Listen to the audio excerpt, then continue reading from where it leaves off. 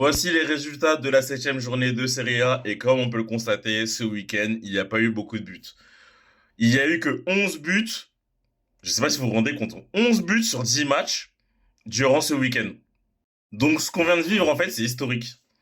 Parce que c'est le plus faible total de buts depuis que le championnat d'Italie, il est passé à 20 équipes. Franchement, c'est honteux en vrai, faut le dire. Parce que moi, je me bats depuis des années à dire que le championnat italien, c'est pas un championnat défensif. Mais quand tu vois ça, au final, en vrai, qu'est-ce que tu peux dire? Tu peux que donner raison à tous ces détracteurs, en vrai. Et franchement, je vous laisse voir avec les autres championnats, hein. La Ligue 1, c'est 40 buts ce week-end.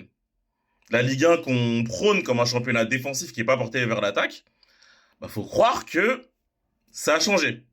En tout cas, voici l'issue du classement à la septième journée avec l'AC Milan qui est en première place et les trois autres équipes, du coup, l'AS Rome, le Napoli et l'Inter qui se tiennent à un point derrière.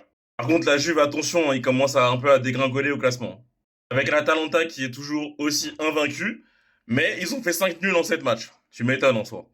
Du coup, j'aimerais bien avoir votre avis. Est-ce que selon vous, la Serie A, c'est un championnat défensif ou pas? N'hésitez pas à me dire ce que vous en pensez.